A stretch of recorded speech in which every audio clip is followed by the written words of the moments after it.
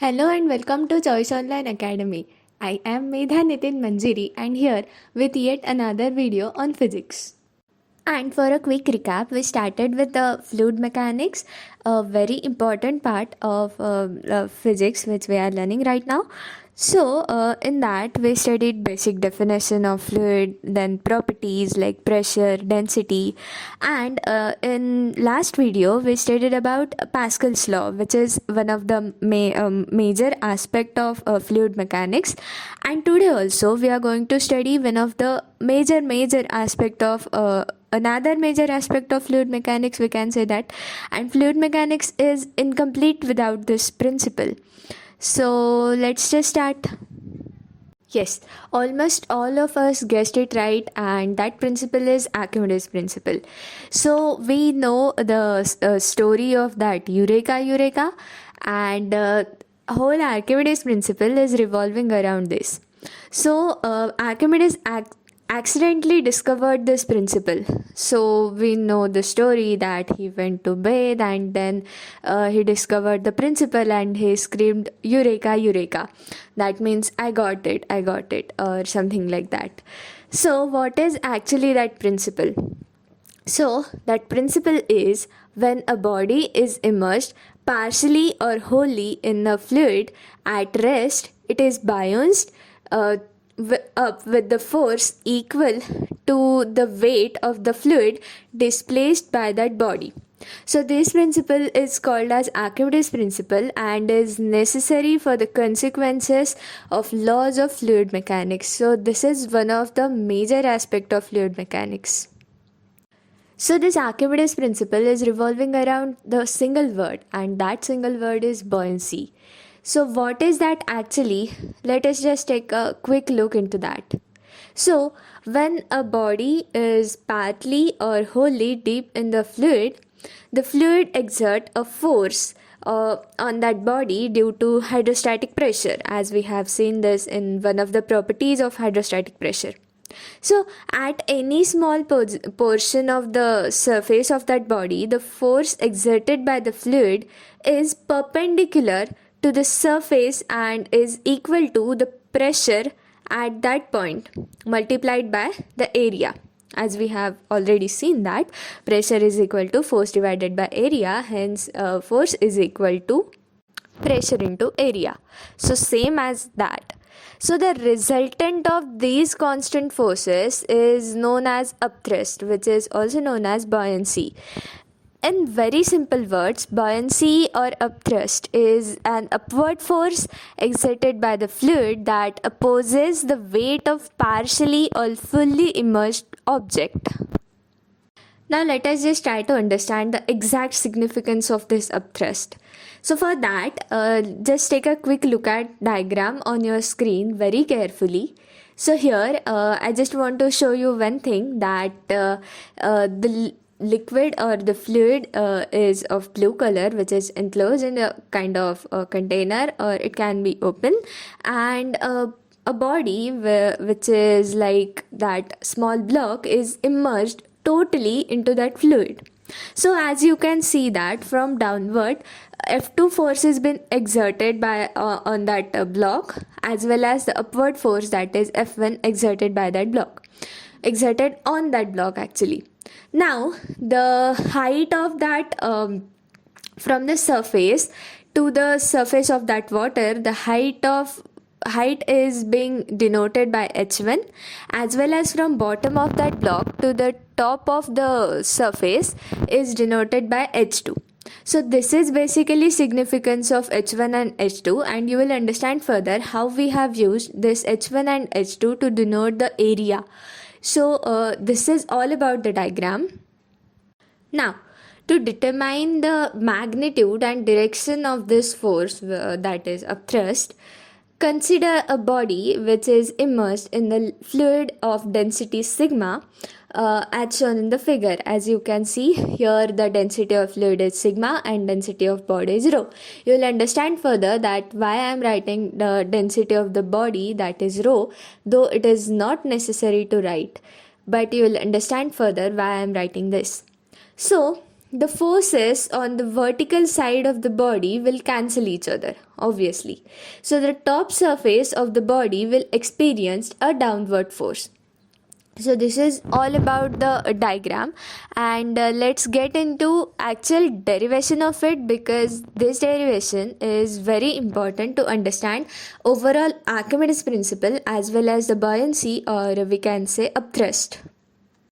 Now our main target is to calculate the F, which is weight of fluid displaced by that body, according to Archimedes principle.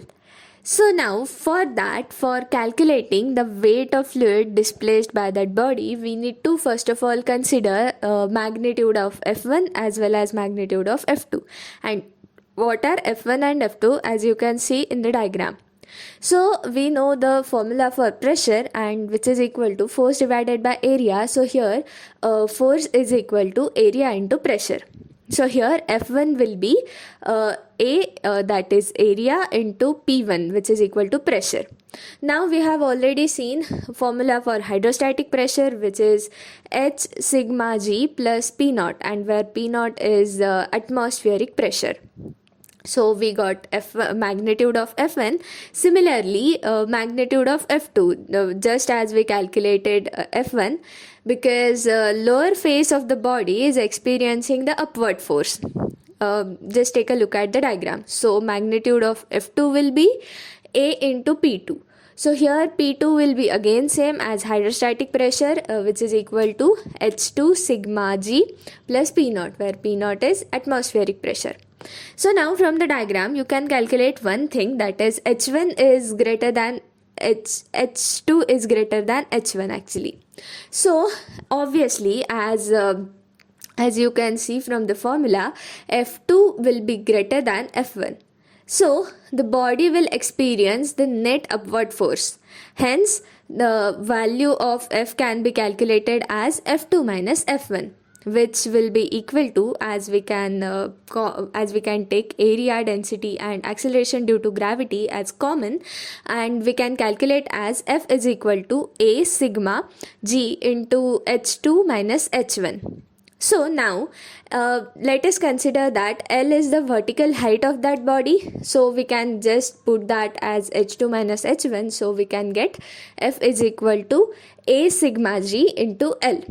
Now as we know that formula for volume is equal to area into length, and we have both here as area into length. So F, that is force, will be equal to V into V, that is volume, sigma into G. So the F will be weight of the fluid displaced by that body. And finally, here we have a total derivation for our upthrust or buoyancy. So this force is that is F is known as upthrust and acts vertically upward, that is opposite to the weight of body, through the center of gravity of displaced fluid. That means it is also known as a center of buoyancy. Though we have derived this result for a body which is fully submerged in the fluid, it can also hold true, or it is being shown that it's also hold good for a partly submerged body or a body more than one fluid also. So buoyancy, this derivation of buoyancy holds good for three basic things.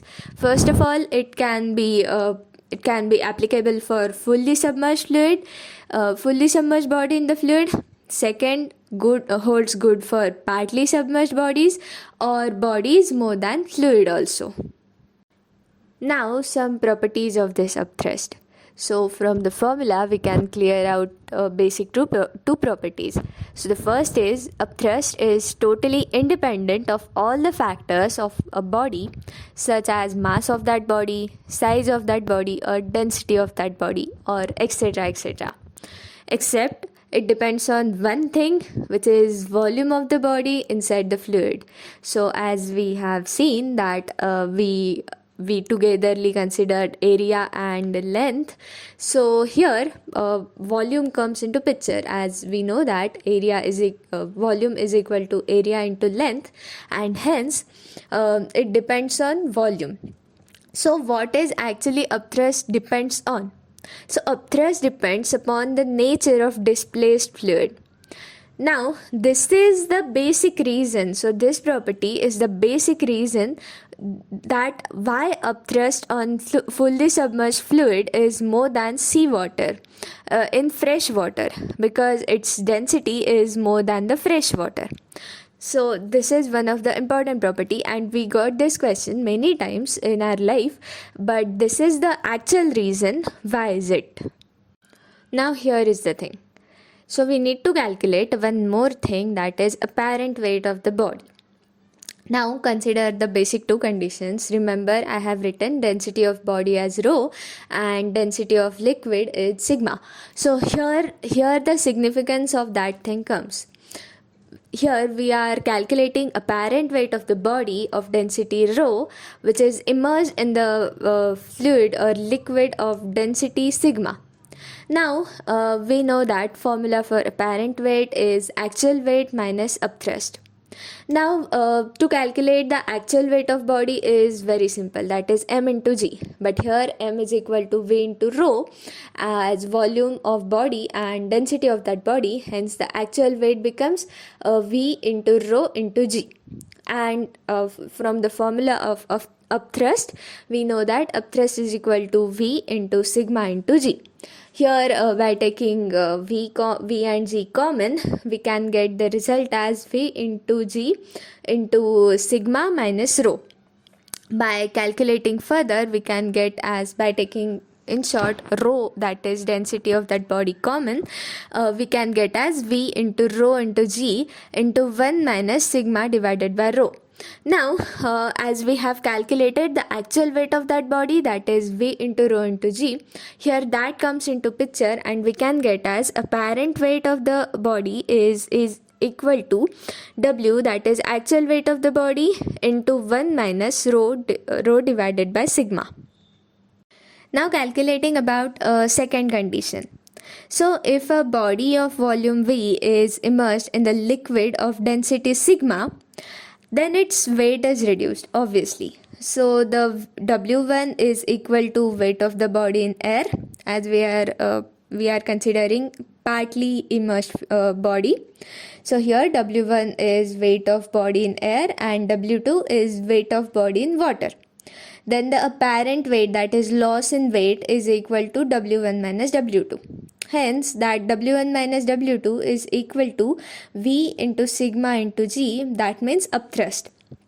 So from here we can calculate volume of that particular body, which is equal to V is equal to W1 minus W2 divided by sigma into G, where sigma is the density of that liquid and W1 and W2 are weights of body in air and water respectively. Now another term which should be calculated, which is relative density from this formula. So as we have seen, formula for relative density is density of body divided by density of water. Now here if we narrow down the formula, we can get as weight of the body divided by weight of equal volume of water. In short, weight of body divided by water thrust. Now we know that water thrust means loss of weight in water, as we have seen in apparent weight. So weight of the so our relative density becomes weight of the body divided by loss of weight in water. Now again, if we narrow more down, then we can get two things. First of all, weight of body in air divided by weight in air minus weight in water. And we have indicated weight in air as W1 and weight in water as W2. So we can get a final formula for relative density, which is equal to W1 divided by W1 minus W2. And again, on one more condition, calculation of this relative density. So now we are considering as A is equal to loss of weight of body in water and B is equal to loss of weight of body in liquid. Now density of liquid divided by density of water is equal to upthrust on body in liquid divided by upthrust on body in water, which is also equal to loss of weight in liquid divided by loss of weight in water. And as we have indicated it by A and B, we can get the final formula for sigma L divided by sigma W as A divided by V, which is equal to W of air minus W of liquid divided by W of air minus W of water. And that's it for today. I hope you understood everything about this Archimedes principle as well as some of the properties which we have calculated today. Hope you are understanding this series on fluid mechanics, and if you do, and if you need some more help in this, let me know in the comments, and feel free to ask your doubts on Telegram group. Till next video, keep studying. Thank you.